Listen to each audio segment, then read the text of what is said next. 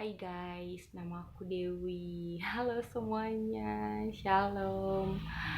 Aku pernah bikin vlog mengenai pengalaman aku melawan kanker. Nah sekarang aku mau update bagaimana keadaanku setelah aku kemo dan aku selesai cuman 6 kali aja, jadi nggak ada tambah-tambah lagi, aku nggak mau lagi, cukup. Karena kemoterapi itu sungguh-sungguh luar biasa ya, rasanya itu nggak enak banget, sumpah demi Tuhan. Ketika obatnya masuk nggak enak, habis selesai kemonya juga nggak enak, jadi rasanya udah cukup dan saya berharap tidak tambah-tambah lagi. Jadi bagi teman-teman yang mungkin pernah lihat vlog aku, terus penasaran gimana ya si itu yang pernah kesaksian tentang kanker ovarium. Nah, aku baik-baik aja. Aku baik-baik saja, aku sehat-sehat saja, dan lihat pipi aku udah mulai cabi, rambut aku udah mulai numbuh, dan aku masih bisa tersenyum lebar, dan aku masih bisa sharing sama teman-teman semuanya. Nah, di sini aku mau sharing apa saja sih yang aku alami gitu. Kayak curhat aja sih. Kenapa sih aku pengen curhat? Karena mungkin ah aku tuh kebiasaan tuh nyimpen semua masalah tuh sendiri. Nggak pernah mau berbagi sama siapapun, termasuk itu keluarga ya. Karena menurut aku tuh sebenarnya nggak penting banget menceritakan masalah kita tuh sama orang lain. Dan nggak penting banget juga menceritakan masalahku sama keluarga, karena akan nambahin beban. Itu pemikiran aku ya. Itu pemikiran aku, nambahin beban. Cuman ternyata cara berpikir aku tuh juga salah juga. Dan itu mungkin salah satu pemicu yang membuat aku jadi lemah daya tahan tubuhnya sampai tiba sel kanker itu nempel di tubuh aku. Bukan nempel ya, itu tumbuh ya. Karena sebagian kanker tuh bagian tubuh kita juga gitu. Masing-masing manusia itu punya sel itu. Hanya masalahnya dia itu aktif atau enggak, dia itu semakin berkembang atau tidak. Nah, aku tuh sering suka nanya-nanya Tuhan gitu sampai hari ini.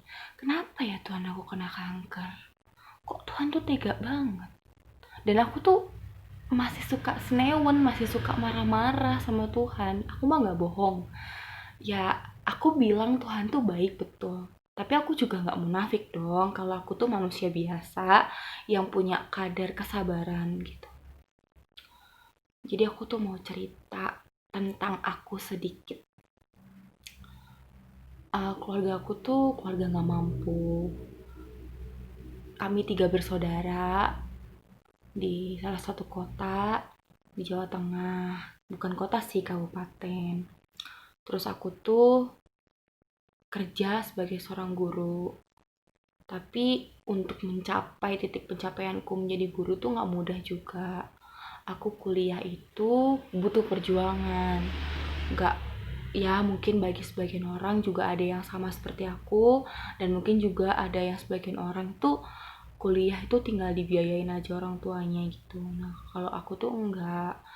Aku tuh harus berjuang lah. Apapun yang ingin aku dapetin tuh harus diperjuangkan.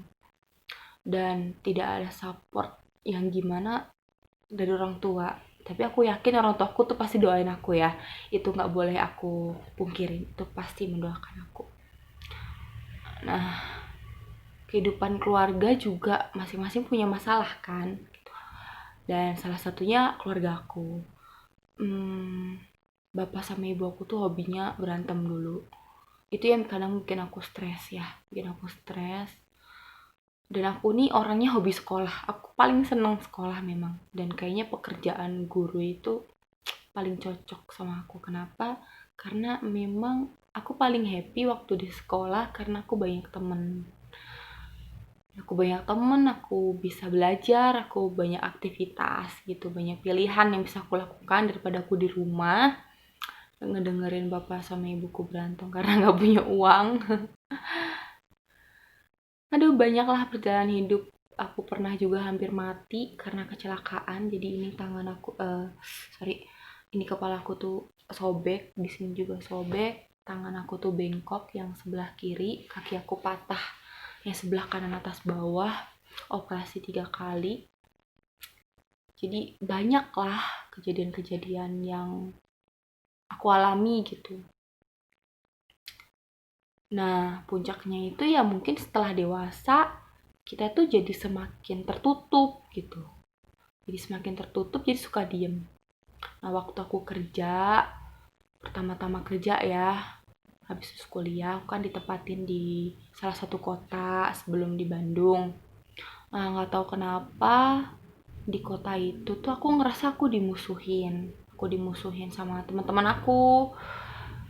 Ya menurut mereka tuh akunya yang aneh. Akunya yang suka diem gitu, padahal memang aku tipe orang yang nggak banyak bicara sih, memang nggak banyak hihihoho gitu, emang jujur ya gitu.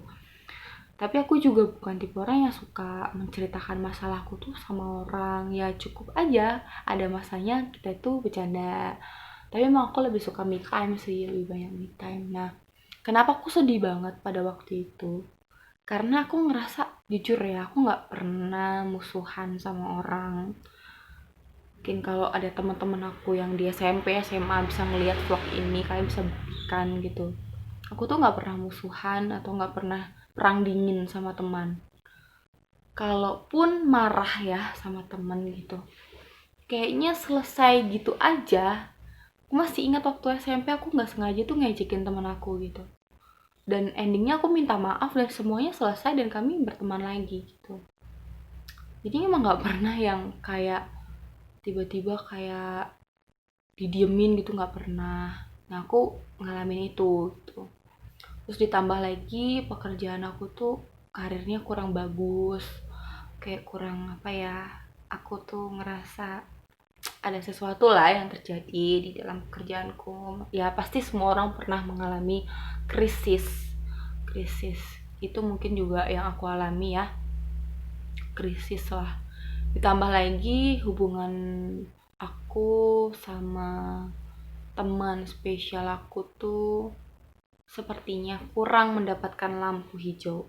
Bukan kurang lagi ya, tidak mendapatkan lampu hijau dari orang tua, orang tuanya.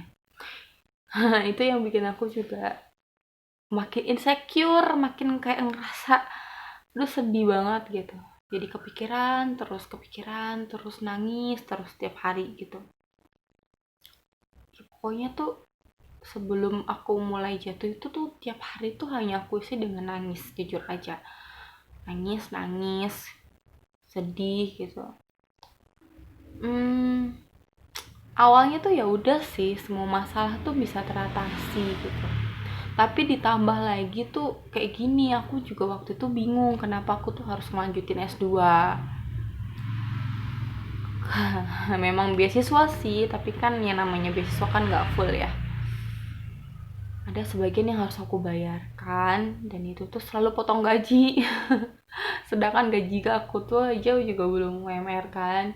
Jadi pernah lah di suatu ketika tuh aku tuh bener-bener gaji nol, bener nol. Tapi sebenarnya aku bukan tipe orang yang gampang menyerah. Aku katakan aku bukan tipe orang yang gampang menyerah. Kenapa? Bagi aku hidup itu harus diperjuangkan. Walaupun mungkin masalah di pekerjaan, masalah di ekonomi, aku tetap harus berjuang. Jadi waktu itu aku tetap ngelesin, aku jualan online, ya apapun yang bisa aku lakukan gitu. Jadi aku ngerasa aku tuh baik-baik aja, sampai pada suatu ketika aku tuh selalu ngerasa sakit perut. Duh kenapa sih kok perutku jadi sakit terus? Tapi kalau siklus haid ya, sebenarnya siklus haidku tuh normal, bener-bener normal, tidak ada masalah. Tapi memang kalau haid rasanya nyeri sakit sekali, memang rasa pengen pingsan lah kalau haid itu, memang iya. Tapi kalau dibilang siklusnya normal. Kenapa aku tahu normal? Karena sempet aku tuh ya memang ada curiga lah, kok aku suka sakit perut ya, coba aku mau cek haid aku. Karena tiba-tiba ada kayak rasa pengen ngitung tanggal haid lah. Pas aku lihat siklusnya, aku baca internet tuh normal kok gitu. Jadi aku tuh sebenarnya nggak pernah menyangka bahwa penyakit aku tuh munculnya di ovarium aku gitu. Tapi mungkin tingkat hormon aku juga sih yang kurang seimbang, jadi ditambah lagi dengan stres pekerjaan. Jadi apa yang pengen aku sharingkan di sini adalah intinya bagi kita semuanya, sebenarnya racun itu nggak cuma dari makanan. Racun itu bisa jadi dari diri kita sendiri, bahkan dari lingkungan. Kadang tuh aku bingung, aku udah tahu nih lingkungan aku tuh toksik, bikin aku racun, tapi kenapa aku masih bertahan di situ? Itu yang kadang-kadang aku masih nggak paham sampai hari ini.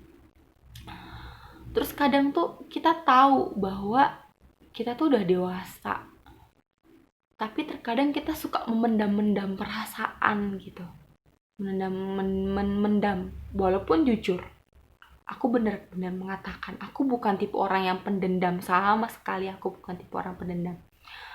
Yang lebih tepatnya adalah aku tipe orang yang suka memendam, bukan pendendam, memendam perasaan. Kayak waktu aku dimusuhin teman aku ya, aku tuh kayak didiemin gitu, aku tuh bingung gitu, aku tuh sebenarnya salahnya apa, kenapa bisa kayak gitu nggak ngerti. Jadi cuman bawaannya tuh kayak ya udahlah, kalau emang mereka nggak mau berteman sama aku ya udah, padahal sebenarnya aku sedih gitu di posisi itu. Tapi aku juga bingung lagi, aku udah berusaha ngomong, aku udah minta maaf, tapi sikapnya tetap sama aja. Ya udah gitu, bagi aku ya udah, ternyata itu toksik juga, toksik buat diri aku sendiri gitu.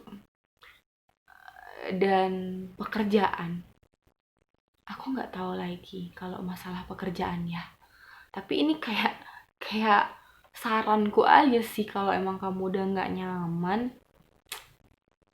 ya cari pekerjaan yang lebih nyaman. Ya masalahnya sekarang sebenarnya bukan, kalau aku ya, kasusku tuh bukan karena aku nggak nyaman di pekerjaan aku senang sekali jadi seorang guru, tapi sebenarnya ada sesuatu yang mungkin nggak bisa aku ceritakan gitu. Ya intinya yang bikin aku nyaman tuh nggak, yang bikin aku nggak nyaman tuh bukan karena aku jadi guru, enggak, tapi ada sesuatu memang. Nah di situ aku nggak bisa ngapa-ngapain. Ini aku nggak bisa ngapain, aku nggak punya siapa-siapa untuk yang bisa menolong aku tuh bangkit gitu. Dan rasa kelelahan itu juga gitu, aku ngelesin paling sebulan 200.000, aku hanya mengejar uang itu untuk bisa menutupi kebutuhan aku di kota besar ini. Jadi kayak kayak diforsir gitu terhadap diri sendiri. Itu juga nggak boleh, itu juga nggak boleh. Yang pasti yang perlu aku pelajari lebih dalam lagi adalah mempercayai bahwa setiap pencobaan-pencobaan yang saya alami ini hanyalah pencobaan biasa yang tidak akan pernah melebihi kekuatan aku. Itu sih yang paling sulit. Aku masih suka marah gitu, aku masih suka ngeluh. Ya aku nggak bohong, aku tuh bukan bukan dewa ya, aku manusia juga. Jadi aku masih suka seperti itu. Dan teman-teman tahu nggak sih, baru-baru ini 3 hari yang lalu lah gitu, aku baru kecurian motor. Wow gitu kan. Yang aku sebelin gitu kan, aku sebelin tuh, aku sesali juga. Kenapa ya motor itu aku parkirnya di luar, biasanya aku masukin, walaupun memang waktu itu udah aku gembok cakram, udah kunci ganda, udah taruh di teras, yang terasnya tuh agak susah juga untuk ngeluarin dari situ. Tapi kenapa gitu, kok dengan bodohnya aku tuh tetap taruh dia di luar, biasanya aku masukin. Nah pas sudah hilang sedih-sedih gitu, anak aku orangnya kayak gitu kan, ceroboh banget gitu, yang perlu juga aku perbaiki. Dan rasa kesel itu juga masih ada gitu, jadi kadang tuh aku juga bingung mau ngeluapin rasa kesel aku tuh sama si pencuri itu tuh gimana. Nah melalui vlog ini aku mau luapin itu semua. Hei pencuri, kamu tahu nggak sih? Tapi nggak mungkin ya dia nonton vlog aku, emang dia tahu aku, cuma intinya gitu teman-teman, aku tuh mau sharing aja. Aku tuh beli motor itu tuh dengan penuh perjuangan dan air mata ya. Aku pernah katakan bahwa aku tuh berjuang untuk menyelesaikan pendidikan aku dengan gaji yang pas-pasan, bahkan pernah nol, harus bisa bayar cicilan motor, bayar kos, makan, dan lain sebagainya. Sampai nggak sempet untuk mikir buat diri sendiri, buat kesehatan tuh nggak mikir gitu. Tapi kamu dengan teganya tuh ngambil itu gitu. Ya ambil aja deh, nggak apa-apa. apa, sekarang mah ikhlas-ikhlasin aja ya. Ya kayak gitulah keadaan aku. Yang penting update terbaru tentang aku adalah aku sekarang belajar banyak hal bagaimana cara bersyukur. Belajar banyak hal bagaimana cara untuk menjadi pribadi yang lebih baik. Satu hal yang perlu aku sadari, nafas hidup itu kapan aja bisa Tuhan ambil. Seperti tadi motor, itu harta dunia yang satu-satunya aku miliki, aku nggak punya apa-apa lagi. Kapan aja Tuhan bisa ambil, ya ambil gitu. Itu bukan punya aku.